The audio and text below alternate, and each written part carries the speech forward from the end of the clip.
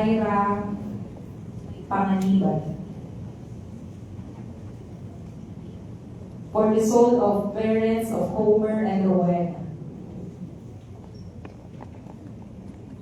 For the soul of Ronesti and Angelo.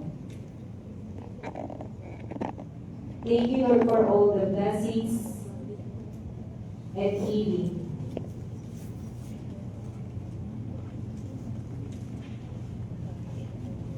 Thank you, Lord, for good health and blessings that they receive. For the soul of Sulpicia, Ulysses, Lolita, Bonifacio, and souls, and all the souls before the Lord, offered by Christ. Thank you, Lord, for all the blessings that they receive.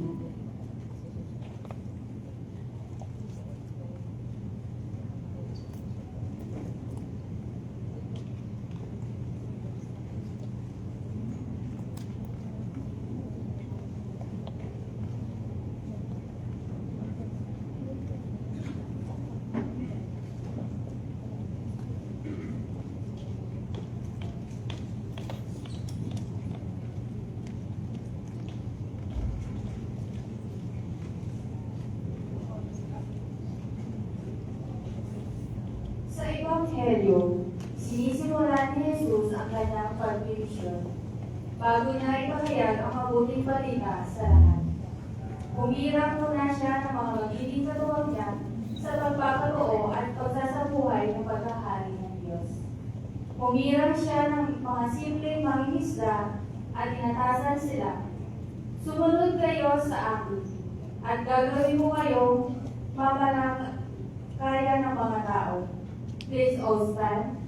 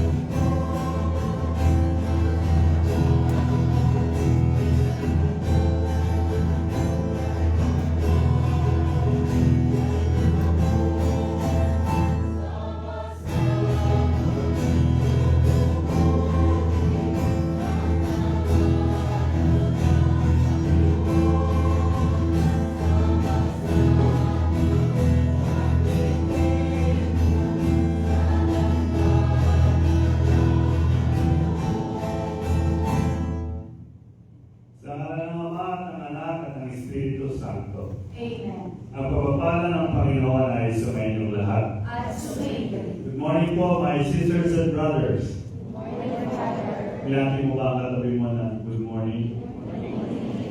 Ayun, nasa likod mo.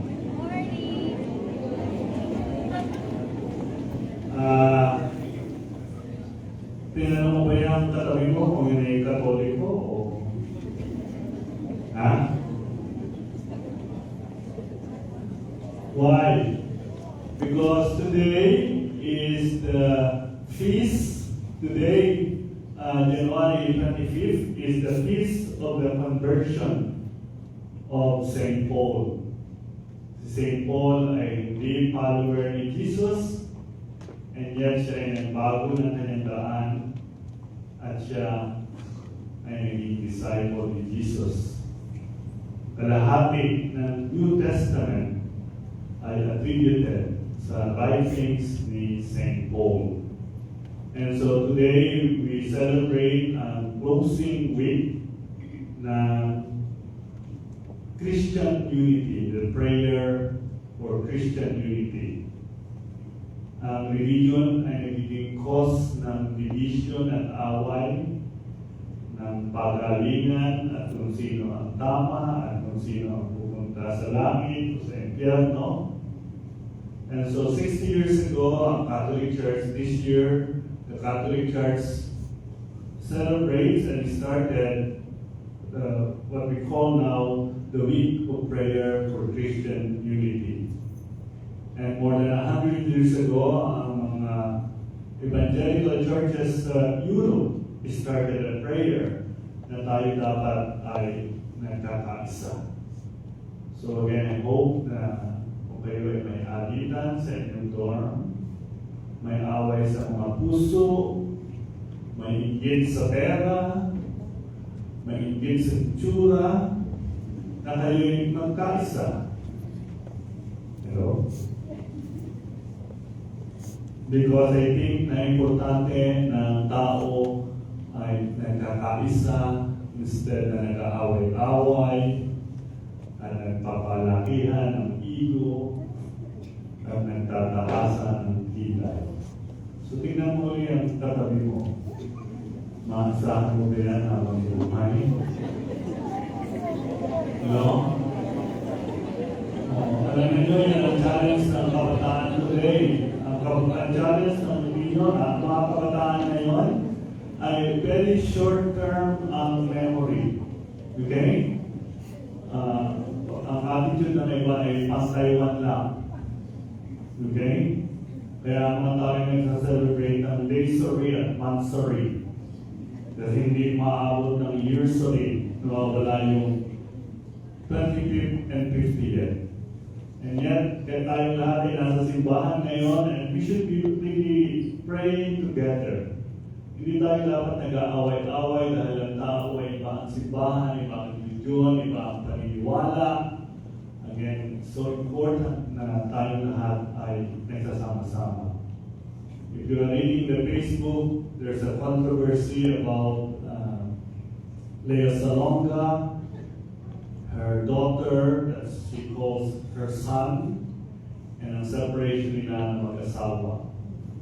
I think again, sa mundo ito, sa present ng mundo, it is so important na tayong lahat ay bukas ang puso at isipan para maunawaan ang ating kapwa. Instead of being judgmental, moralistic, tayo ang tama, siya ay mali o sila ay mali. Today also is the day ng Bible. Today is Bible Sunday, the Word of God. So I'm very happy na meron isang bumili ng Bible. I hope babasahin mo yan. Ang Pilipino community, pagdating na sa aral at sa basa-basa, ay nakakuna na.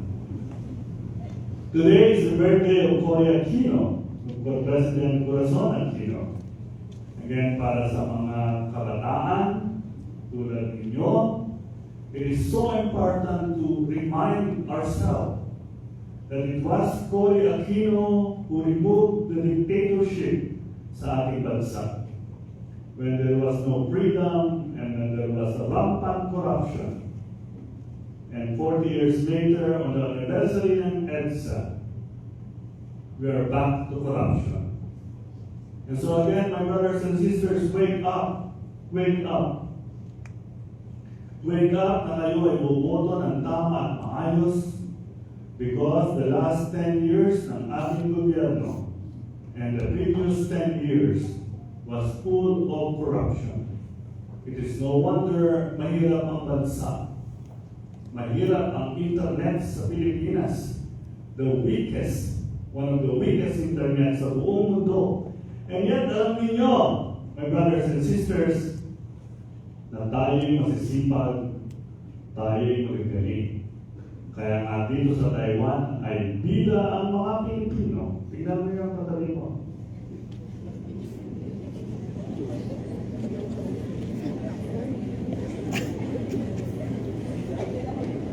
Babae mo hindi ninyo titignan ang sarili ninyo na bida. Ay magsasara yung text at magsasara yung sipil at magsasara yung jargon. You have to accept yourself that you are capable to produce good things in life. Hindi lang kayo migrant workers, hindi lang kayo tauhan.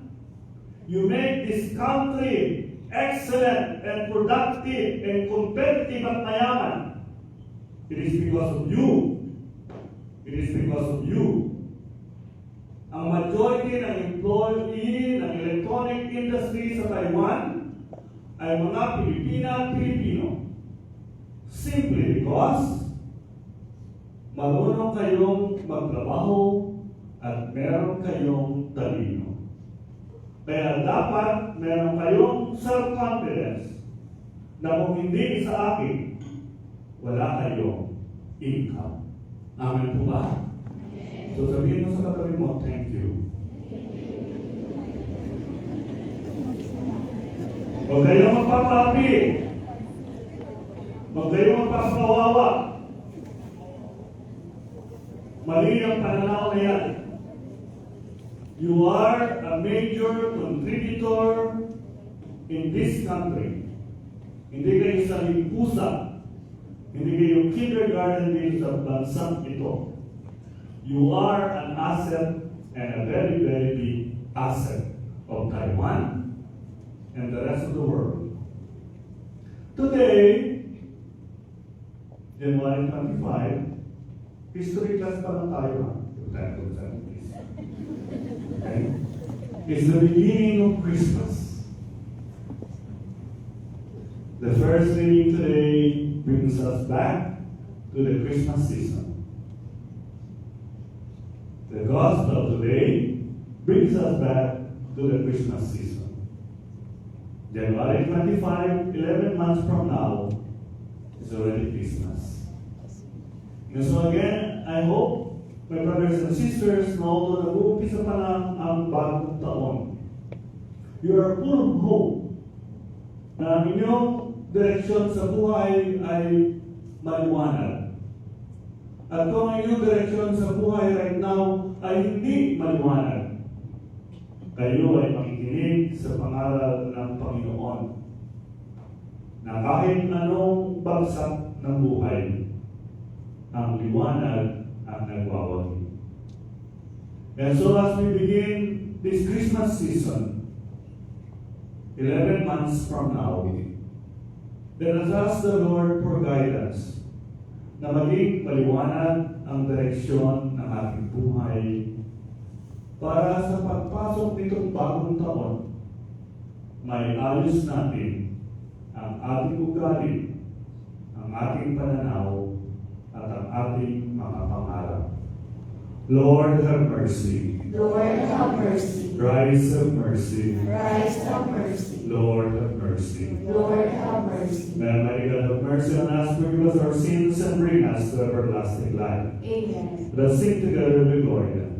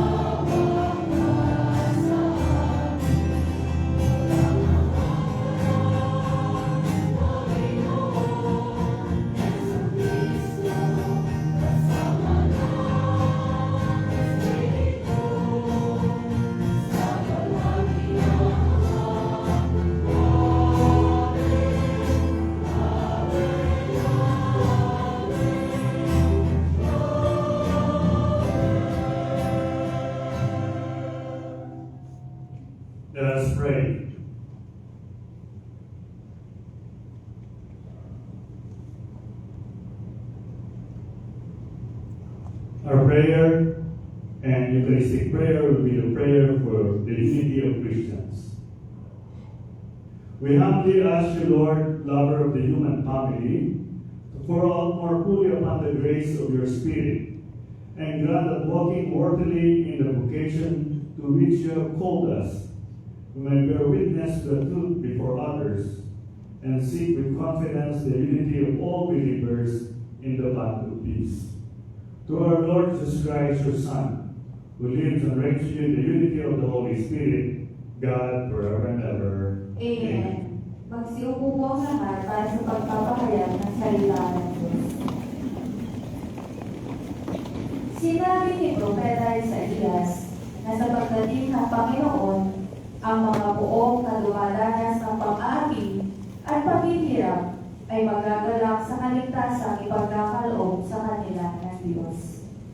Ang unang pagbasa. Pagbasa mula sa aklat ni Propeta Isaías. Sa mga nakaraang araw, niiray niya sa kahiyan ang lupain ng Zebulun at ang lupain ng Neftali. Ngunit sa panahong darating, dadakilain niya ang lupain ito mula sa dagat ng Mediteraneo hanggang sa ibayo ng Jordan, ang Galilea ng mga hindi. Nakatanaw sa isang malaking liwanag ang bayang malaunang nasa kaliliman. Namanaag ang liwanag sa mga taong namumuhay sa lupaing balot ng dilim. Iyong pinasigla ang kanilang pagdiriwang, dinagdagan mo ang kanilang tuwa. Tulad ng mga tao sa panahon ng anihan, tulad ng mga taong naghahati ng mga nasamsam na kayamanan. Nilupig mo ang bansang umaligin sa iyong bayan, tulad ng pagkalupig mo sa hukbo ng Maria. Binali mo ang paghambalos ng mga tagapaghirap sa kanila. Ang salita ng Diyos. Salamat sa Diyos.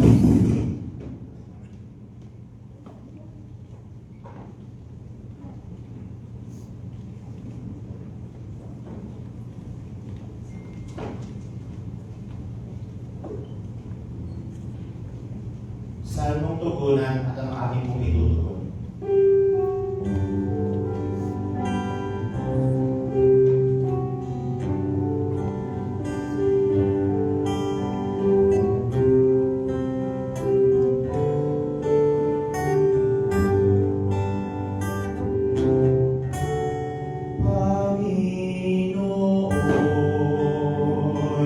Aking tanggap,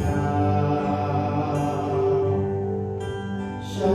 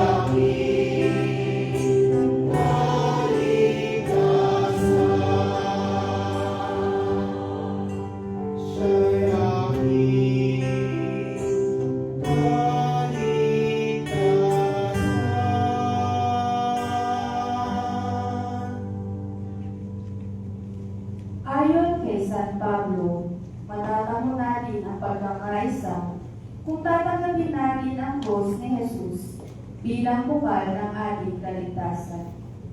Ang ikalawang pagbasa. Pagbasa mula sa unang sulat ni Apostol San Pablo sa mga taga-Korinto. Mga kapatid, ako'y nananawagan sa inyo sa ngalan ng ating Panginoong Kristo. Magkaisa kayo sa pananalita, isip at layunin upang mawala sa inyo ang pagkabahagi sapagkat ibinalita sa akin ng mga tauhan ni Chloe na kayo raw ay may mga alitan. Ito ang tinutukoy ko. Sabi ng isa, kay Pablo ako. Sabi naman ng isa, ako'y kay Apollos. May iba namang nagsasabi, kay Pedro ako. At may nagsasabi pang, ako'y kay Kristo. Bakit? Nahahati ba si Kristo? Si Pablo ba ang ipinako sa krus para sa inyo? Bininyagan ba kayo sa pangalan ni Pablo? Sinugo ako ni Kristo, hindi upang magbinyag, kundi upang maging mangaral ng mabuting balita. Ipinangaral ko nga ito, ngunit hindi sa pamamagitan ng pananalitang batay sa karunungan ng sanlibutan, upang sa gayoy hindi mawala ng kabuluhan ang kamatayan ni Kristo sa krus. Ang salita ng Diyos. Salamat sa Diyos. Please all stand for the proclamation of the Holy Gospel.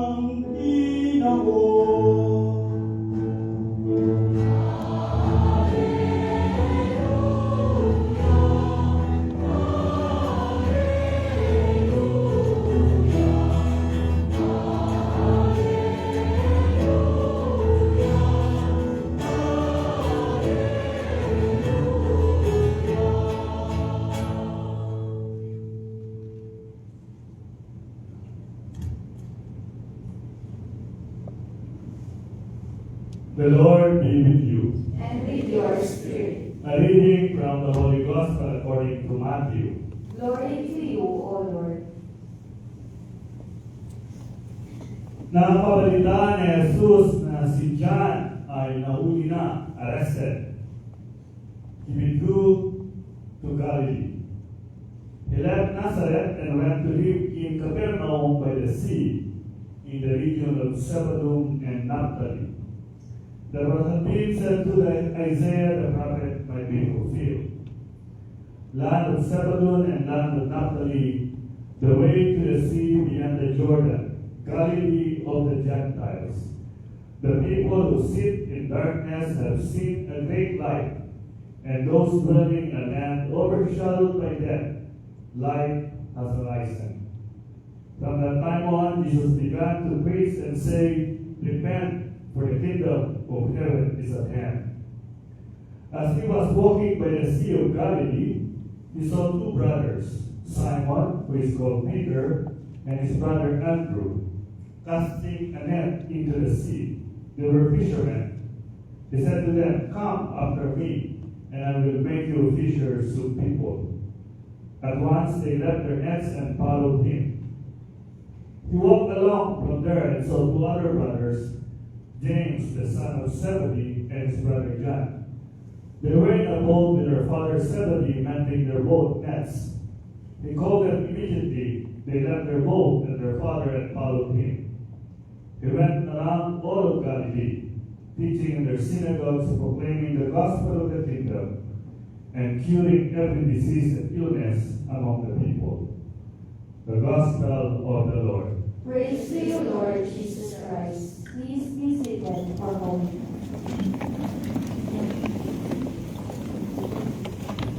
Good morning po. Maraming salamat at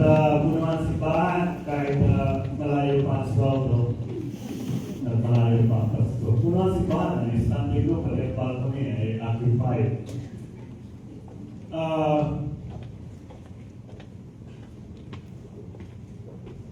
I always said, there are three things in life sa buhay ng OFW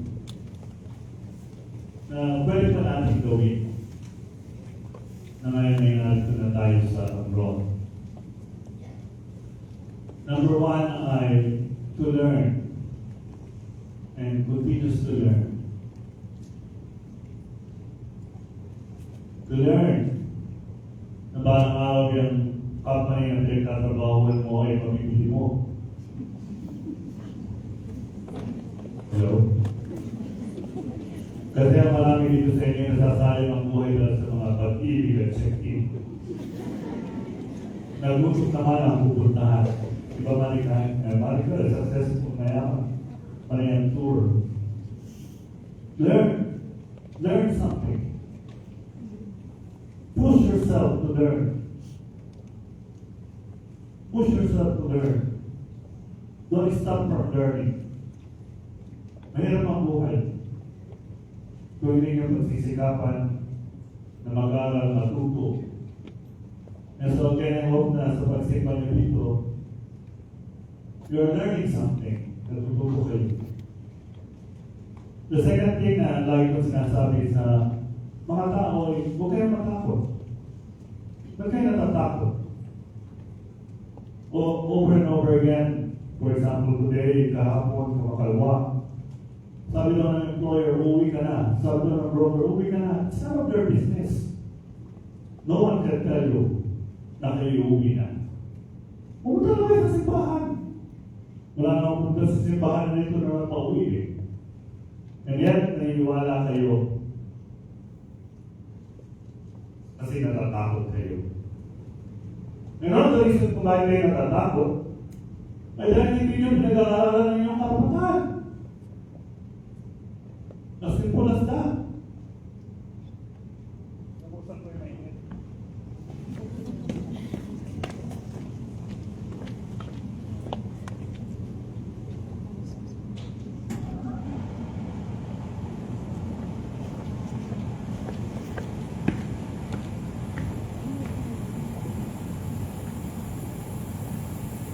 It's one of the reasons bakit kayo natatakot. Natatakot kayong iwanan kayo dahil kulang ang pera ninyo. Kaya ang dami ng buhay, paano na ako pag wala ka na? Ay kasi pipiliti kayo. But if you learn, you know you will survive. And you know you will do better. Kasi sa buhay ninyo ay miserable. Learn. Wala makakapag-pauwi sa inyo sa Taiwan. There are only one authority in Taiwan that can send you home, and that's the immigration. At mabibilang mo sa kamay mo kung sino ang pinauwi ng immigration. Sapagkat sa Taiwan, they follow the rules. Ikaw ay nagkahul, uuwi ka. Why? Because you violated the rules. Pero kung hindi nagkamali sa trabaho, kung nagkasakit, hindi ka uuwi. Why? Wala ka namang violate na rules. Nagkasakit ka, nagkamali ka, unless inulog mo yung factory. That's another story. Amen po ba? So mawawala ang takot natin kung tayo'y nag-aaral, natututo ng ating karapatan. Hindi tayo mabubuli. Hindi tayo masisigawan. Dito pag ikaw yung sumigaw sa iyong katrabaho, that's abuse already in Taiwan. That's already verbal abuse. And so you immediately tell your employer, don't shout at me. That's verbal abuse. Ngayon, kung hindi nyo alam kung anong verbal abuse, Google Translate nyo. Again, I hope may Google Translate kayo lahat na ngayon. Diba? There is no such excuse na hindi ko na naiintindihan in today's world. But you have to push yourself to learn. So the second thing, parang hindi kayo natatakot. Hindi kayo tinatakot. Hindi kayo naapi. Hindi kayo kawawa. Tanggalin niya sa inyo mga pananaw yung hindi ko alam. Alam niyo kung saan muna ang check-in, tapos hindi mo alam kung anong karapatan sa MOL. Okay? Alam niyo kung saan muna ang shabu-shabu. Oo. Tawag ko sila. Saan ipay ang shabu-shabu? At puno ang Pilipino. Pero pagdating sa karapatan nila, hindi ko alam. Okay? Learn. Push yourself to learn.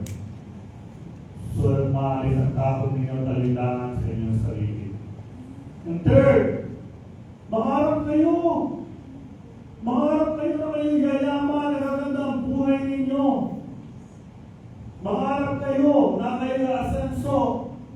Kung sayangin ang oras sa gala, kung sayangin ang oras sa shopping, kung sayangin ang oras sa straight na buhok, kung sayangin ang oras sa likas papaya, waste of time lahat yan. Waste of time lahat yan. Pag mayaman na kayo, magpabago na kayo ng iyo. Okay? Pag mayaman na kayo. No. Yun, pwede ka na talaga magparitoke. Pero lahat ng mga ritoke na gagawin nyo ngayon, previous pa lang, wala na yan. Baka nga pag-isip mo, wala na yan. It's waste of time yan. Mangarap kayo. Saan gaganda ang buhay ko? Saan ako asenso? Nakita sa inyo, busy na sa mga MLMM. Busy sa telepono, naglalaro. Nakita sa inyo, busy sa drama sa cellphone. Sinusubay kayo ng drama. Iiyak ka. Waste of time. Waste of time. Waste of time. And so those are the three things I'd like to encourage all of you. One, learn. Two, do not be afraid. And three, hope. Hope na gaganda at aayos ang takbo ng buhay. Ano ang kalaban ng tatlong ito? One, ang kalaban ng tatlong ito, number one, ang iyong sarili. Nakakatamad. Ng paling ng lagay lang ng assignment. Sino sa inyo nagbabasa ng dyaryo? Bakit hindi? Kung yung sabihin, busy kayo. Dati may cellphone. Lahat may Facebook. Lahat may Instagram. Pero may kasalang tao makita mukha mo sa Instagram. So don't waste your time sa Instagram. Waste your time yan. Learn. Educate yourself. Natututuhan niyo yan kung gusto niyo. Nothing is impossible. By the way, kaya kayo nakapag-upload na ha? Bakit kayo magtatalino? Sino magtatalino? May pagkasa ko ba yan? Tinignan ko lang.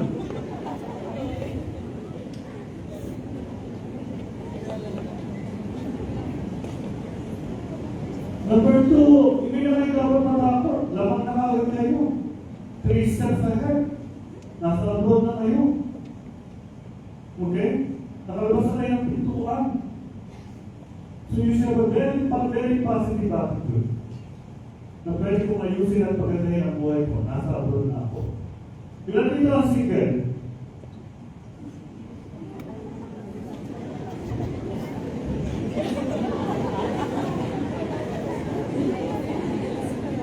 Kailangan ba sinasabi ko eh? Mag-isiguro talaga kayo eh. So let's go one by one sa reading. The first reading is from the book of the prophet Isaiah. The reading that was read during the Christmas season is repeated again today. The people who walk in darkness have seen a great light. Again, I hope my brothers and sisters, sa inyong pagsimba, kailangan ang liwanag ng direksyon ng buhay. No ifs and buts about that.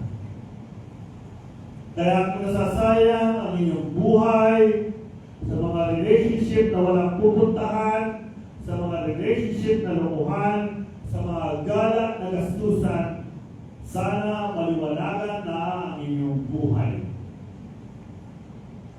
Kayo ay nasimba, dapat clear yan sa inyo, bawat isa sa inyo, na merong tamang direksyon ang inyong buhay.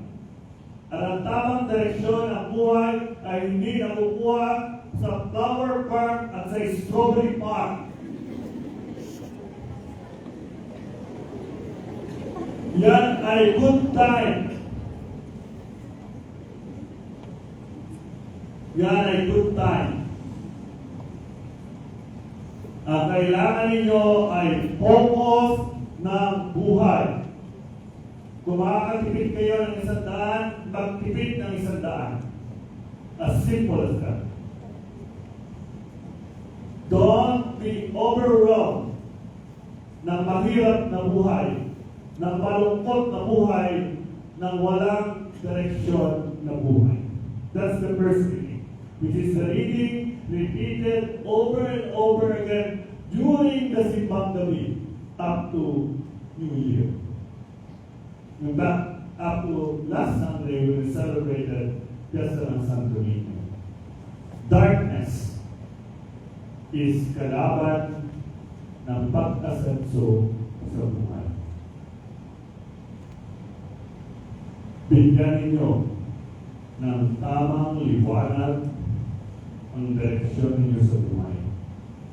Learn to reflect about where you want to be and what you want to be. Second, ano ang sabi ni St. Paul sa mga Corinthians?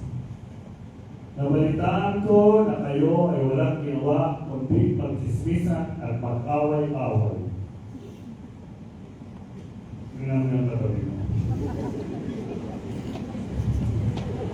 The brothers and sisters, totoo yan. We are distracted.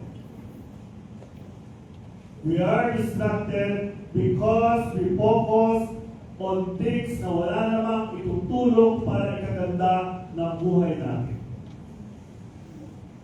And St. Paul wrote this 2,000 years ago. Ang sabi ng iba ay belong to Apollos, ang sabi ng iba ay belong to Cephas, ang sabi ng iba ay belong to Christ. We waste so much time. We waste so much time dahil walang focus ang buhay natin. At mas magandang pagpiesta ang buhay ng may buhay rather than pagpiestahan ang direksyon ng sarili kong buhay. And so on this week of prayer for Christian unity, it is so important na tayo mga nasa abroad dapat ay nagtutulungan paano natin tutulungan na gumanda ang ating buhay. I'm very happy, by the way, there is one town in Canada na more than 30, including their family now, there are almost 100 now. All of them come from this organization called Ugnayan. Each one of them help one another na makapag-migrate sa Canada. And today, more than half of them are permanent resident ng Canada after 12 years. At nakuha na nila ang kailang mga asawa, anak, at magulang. Unity is so important. Huwag niyong maikalali ang selos, ang inggit, ang sama ng loob, ang chismis.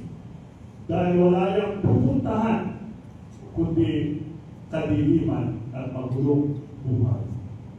If those people who went there 10 years ago ay 10 lamang at today may silang 20, it is because of friendship. Na hindi lang ang kailang mga kapatid at kailang tinulungan mga kapag-abroad, tinulungan nila ang kailang mga kapwa volunteer sa liturgy, sa music ministry, sa acolytes. There must be unity among us. Gusto nyo mabago ang batas sa Taiwan para sa ikabubuti ng buhay ng migrants, then let's be united. Let's be together. para ma-improve ang sitwasyon ng buhay natin sa Taiwan. And the gospel. This gospel is very important na tayo lahat ay narito sa simbahan ngayong araw na ito. Umalis si Jesus sa Nazareth. Umalis ang mga Pilipino sa Pilipinas. And went to live in Capernaum by the sea. In short, si Jesus himself was a migrant. Umalis siya sa sariling bayan para maghanap ng trabaho across the sea at mabuhay. And then ito ang sinabi, on the way to the sea beyond the Jordan, to Galilee of the Gentiles. Meaning si Jesus tumira sa bayan na siya ay foreigner. It is so important for us to realize that. Na si Jesus, during his adult life, ay wala sa Bethlehem at wala sa Nazareth. Siya ay nasa Galilee, the land of foreigners, the land of the Gentiles. And during the time of Jesus, ang Galilee ay maunlad na bayan. It is a trading port. Doon dumadaan ang mga isda at produkto para ibenta sa bayan-bayan. This should be the goal ng mga taong nag-abroad. Ang pangarap dapat ng lahat ng nag-abroad ay para gumanda ang buhay, hindi para masira ang buhay, at hindi para mawasak ang buhay. And at the end of the gospel, this is what Jesus did. Marami siyang pinagaling ng mga may sakit. We can help one another. Tulad ng sinabi ko.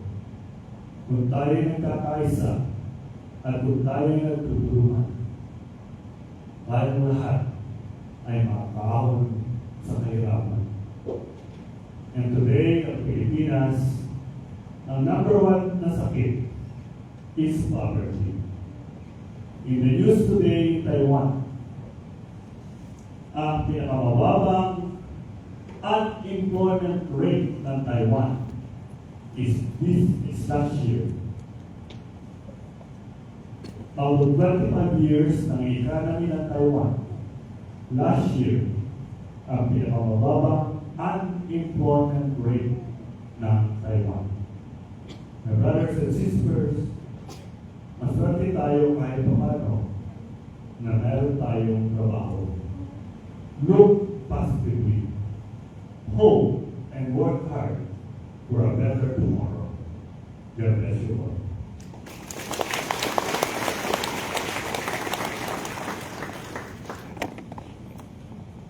Please all stand. Let us profess our faith. I believe in God, the Father Almighty, creator of heaven and earth, and Jesus Christ, his only Son, our Lord, who was conceived by the Holy Spirit, born of the Virgin Mary, suffered under Pontius Pilate, was crucified, died, and was buried. He descended into hell.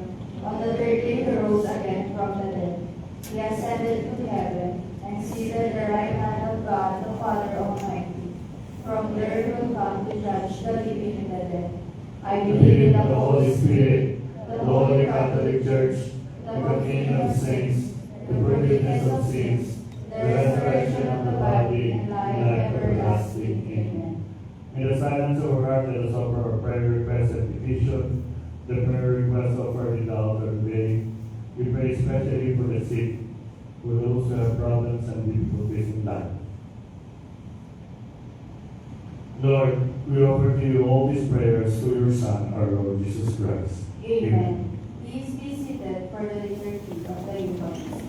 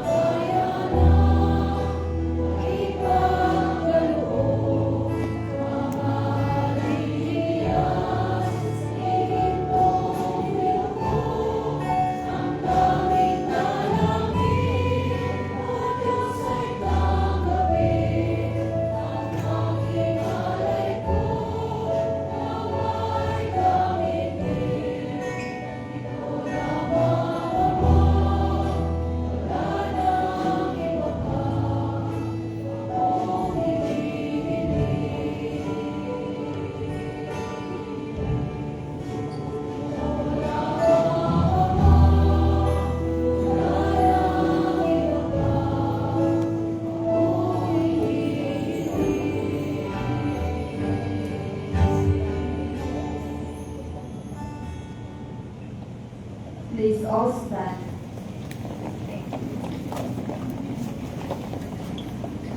Reverend brothers and sisters, I sacrifice in yours from the acceptable to God Almighty Father. May the Lord accept the sacrifice of your hands for the praise and glory of his name, for our good and the good of all his holy church. O Lord, who gained for yourself a people by adoption through the one sacrifice offered once for all, bestow graciously on us, we pray, that gives unity and peace in your church, through Christ our Lord. Amen. Our Eucharistic prayer is the prayer for Christian unity. The Lord be with you. And with your spirit, Lift up your hearts. we lift them up to the Let Lord. us give thanks to the Lord our God. It is right and just. It is truly right and just, our duty and our salvation always and everywhere. We give you thanks, Lord, Holy Father, Almighty, eternal God, through Christ our Lord. For through him you brought us to the knowledge of your truth, so that by the bond of one faith and one baptism, we may become his body. Through him you poured out your Holy Spirit among all the nations, so that in wondrous manner you might prompt and engender unity in the diversity of your gifts, dwelling within your adopted children, and filling and ruling the whole church. And so in the company with the choirs of angels, we praise you, and with joy we proclaim.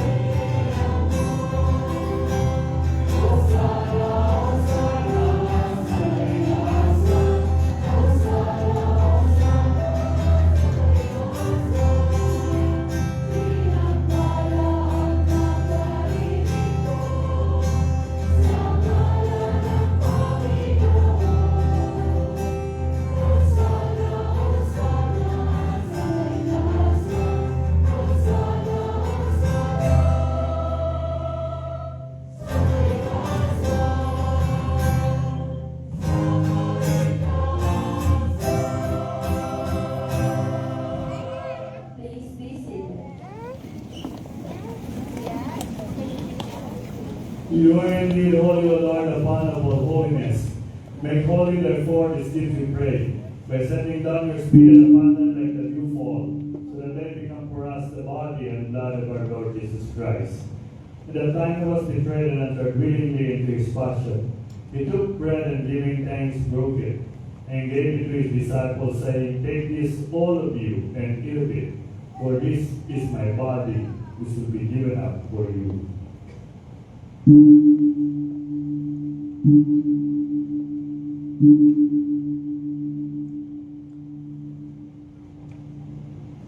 In a similar way, when supper was ended, he took the chalice and once more giving thanks, he gave it to his disciples, saying, Take this, all of you, and drink from it.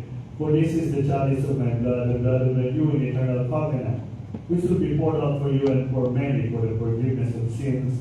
Do this in memory of me.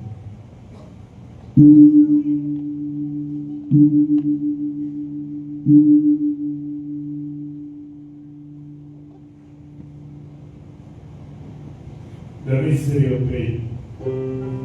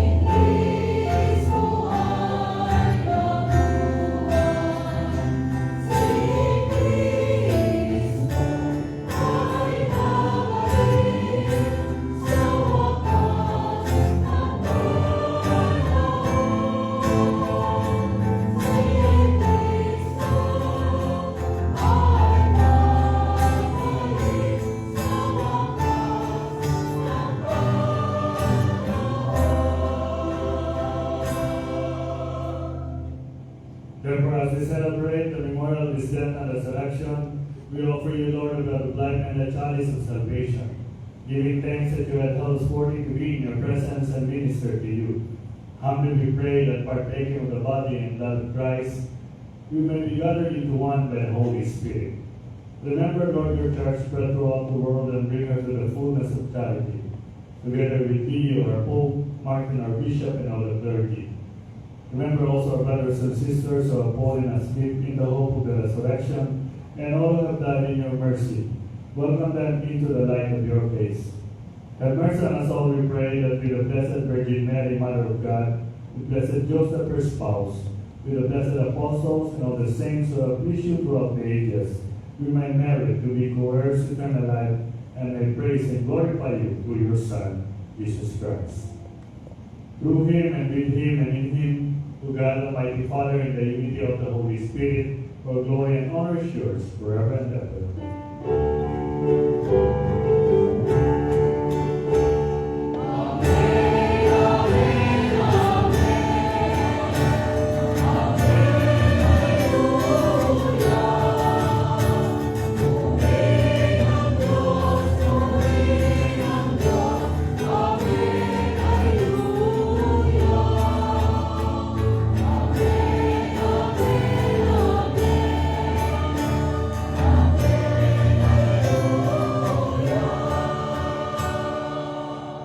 Please all stand. Choir, yung Great Amen, maganda yan eh. Pero tatlo lang ang kumanta eh. No? Lahat ng hindi marunong kumanta, ito ang practice ninyo. Happy birthday, hallelujah, at saka amen. So when we do that again, everybody sings the great amen, the great doxology, the amen. Okay. Ay, okay, hindi pa rin kumanta na amen. Kailangan, linisin mo pa kayo. Okay, and you will sing. Huwag kayo hawa, huwag kayo mga bag ninyo. Hindi kayo makakanta ng ayos. Kasi, hello? Kulang sa power, kulang sa energy ng tao. Bago ito pa naman. Paano kayo makakanta ng ayos po?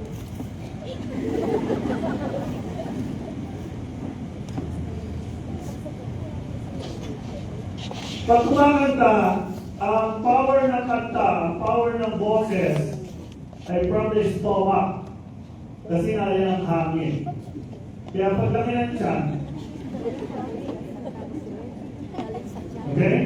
Dapat nyo tandaan ha, i-google nyo mamaya, YouTube ninyo, lahat ng great opera singer, babae man o lalaki, ay matataba. Bihira ang payat na OFW dahil sa penta. At shabu-shabu. So let's repeat the great amen.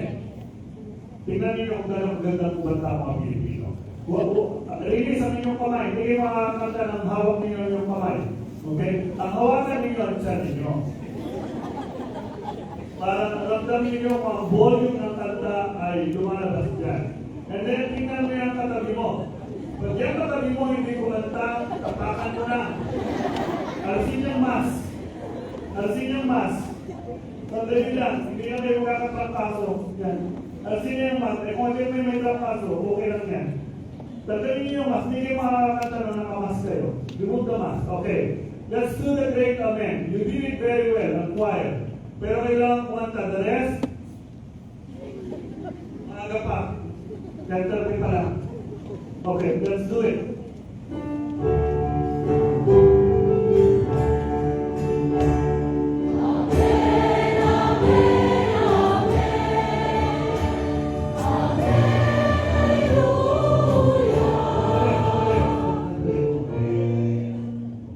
Yang tantang yan ay hindi yan ni Santo ha.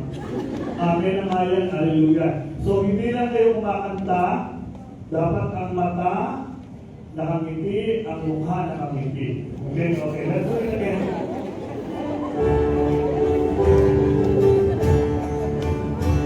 Amen, amen, amen.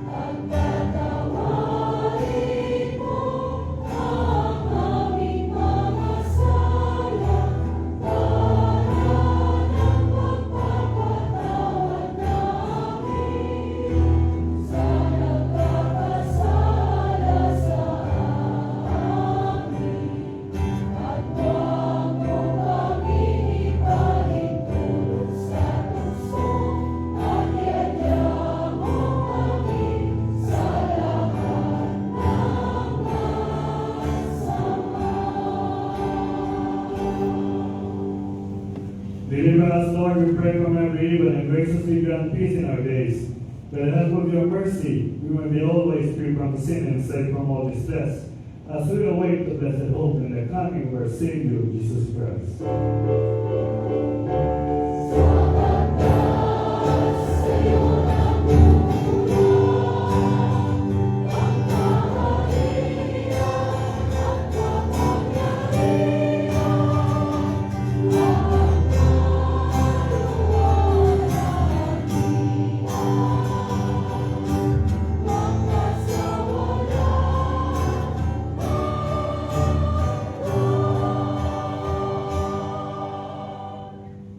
Lord Jesus Christ, as said to your apostles, peace I give you, my peace I give you. Look not on our sins, but on the faith of your church. And graciously grant her peace and unity in accordance with your will, to live and reign forever and ever. Amen. The peace of the Lord be with you always. And with your spirit. Let us offer its sacrifice and peace. Peace be with you. Please be seated.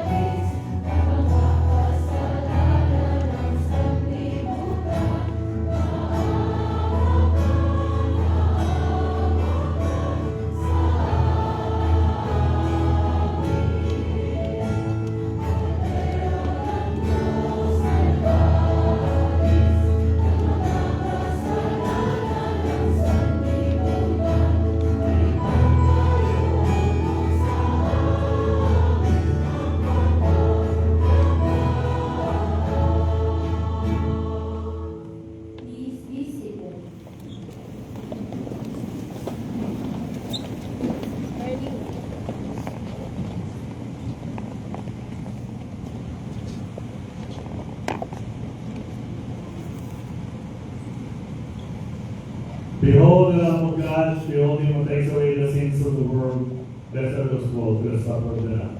Lord, I am not worthy that you enter under my roof, but only say the word, and my soul shall be healed.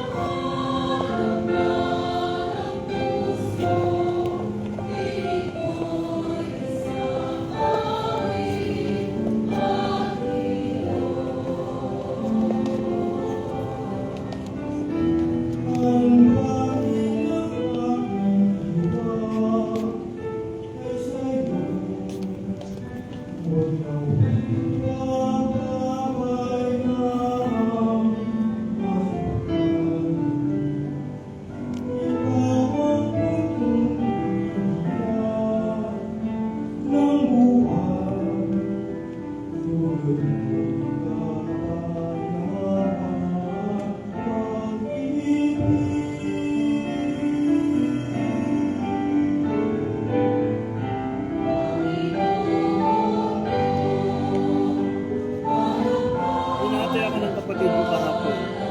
Kapatid mo yun, nagtatrabaho sa? Eba po. Eba. Pangan, Pearl? Jetmar po. Jetmar. Natin.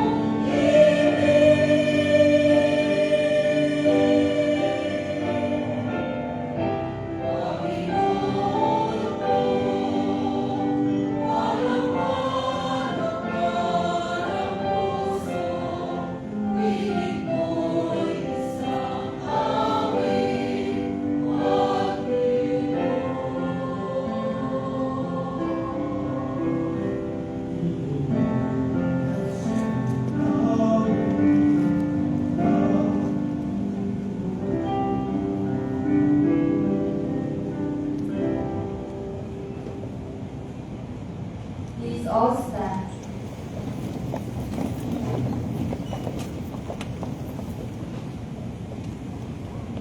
Let's pray.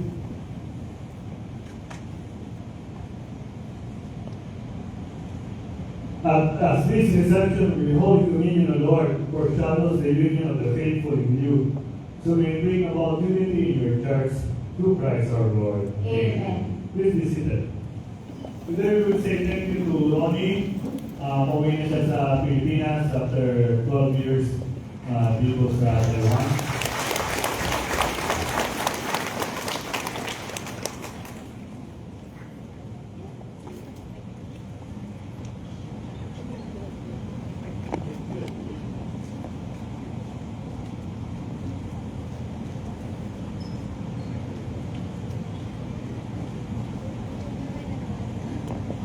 Si Ronnie din po ay active sa PhilCom, so yung 12 years na dito sa ating area, 12 years mission na dito sa ating South 9. So thank you very much, Mayor Ronnie. Tawag namin sa Mayor, so again, congratulations and we wish you all the best. Today, as I mentioned to you, I prayer for Christian unity sa ating mga brothers and sisters na Katoliko. Kung ating pong pananampalataya ay tutuligsa, ang aking response dyan ay no response, no comment. That's the best. Hindi natin kailangan makapag-diskusyon, makapag-debate tungkol sa ating pananampalataya. Ang best response dyan say, God bless you. No, there's no reason para tayo mag-aaway-aaway tayo. Ang karunin natin o kasama natin sa factory ay ito ang simbahan. Then I think it is better na malawak ang papunawa natin at papunawa natin at pasensya pagdating sa pananampalataya. Ibig sabihin ko huwag na nagdagan ang problema ng buhay dahil lang sa magkita tayo ng simbahan, magkita tayo ng religion. Dito sa simbahan na ito, yung mga cross doon, different collection ng cross. Sa itaas doon ay may prayer for Christian unity. That wood carvings there and prayer for Christian unity for sure is around 50 to 60 years old. Nakita ko nasa bodega ng Merdo and Barnes ko at pinapinturahan. Ang logo ng ugnayan na naroon sa una ni Jessa at narito rin sa harap ng altar is really also a prayer for unity kasi nakipagawa ko yung logo na yan more than 30 years ago. As you can see, yan ay logo ng OFW, logo ng isang pamilya, logo ng isang caretaker na nag-aalaga, logo ng binata at dalaga kasi kita ninyo ay empty pa yung puso nila. So again, ay, parang araw may holding hands ka na rin, Pero sa logo na yan ay may dalawang single, bukod sa dalawang bata. So again, kung ang inyong pangarap na hindi makakita ng holding hands by February 14, hindi matupad, which is 2 weeks from now, meron naman kayong una na mayayakap. So, ang importante lang dyan ay positive attitude. Ayaw pa ninyo. Ang una ninyo ay amoy ninyo. Hindi na kayo mag-a-adjust. Another important thing I think na again, I hope kung kayo sumisimba dito ay nagbabasa kayo, yung mga placard na naroon, yung mga nasabit na yan. Dito may nasabit tungkol sa marriage. Doon sa isa may nasabit about relationship. I think again, importante na ang tao ina-apply yan sa tunay na buhay. Sa loob ng pamilya natin, hindi pa pareho ang ugali ng anak, hindi pa pareho ang ugali ng magkapatid, hindi pa pareho ang ugali ng magulang. And I think what is more important is we know how to smile, we know how to say hello, we know how to forgive, we know how to love. Again, ang unity kasi ay it also all depends on us. Kaya kung may pinubuli sa inyong loob ng door, huwag na kayo sumali. Kayo dapat ang pumalalay doon sa naapi, sa nagiging kawawa. Pagka may pinagkisismisan, huwag na kayong makisawsaw. Kung wala nang pupuntahan yan. Again, it divides people because we become very critical with one another instead of being supportive for one another. At kung kayo may inggit, kung 36 months, ibang boyfriend niya. Hindi kayo dapat may inggit. Dapat magpatulog kayo sa kanya. Ano ba ang technique? Kasi ako 7 taon nag-aantay, walang lumalapit. Ikaw naman, every year, nag-renew. Okay? Again, importante na positive ang attitude. Amen po ba? At dapat nyo tandaan ang happiness ng buhay, wala yan sa itsura. Okay? Wala yan sa itsura. Yung pinakawalang kwenta, happy sa relationship, ikaw naman ang pinakamabait sa lahat, single pa rin. Okay, so again, I think, it is so important for all of us. Na mas importante, we can support and we can understand one another. Please all stand. Just to remind you, we are entering the Chinese New Year, the Lunar New Year, the Year of the Horse. Kaya dapat itong taong ito ay malakas at loob ng lahat para makatalon ng maayos at makatakbo ng maayos. Malapit na rin po ang Valentine's. So tayo ay magba-Valentine's party sa lahat ng single. Okay? Lahat ng mga iniwanan at lahat ng mga nabigo. Okay? Lahat ng malayo sa asawa. Okay? Lahat ng malayo ng partner, bahala na kayo sa buhay ninyo. The Lord be with you. And my Almighty God bless all of us in the name of the Father, the Son, and of the Holy Spirit. Amen. The Master said that let us go in peace sa mga uwi at matutulog na. Good night.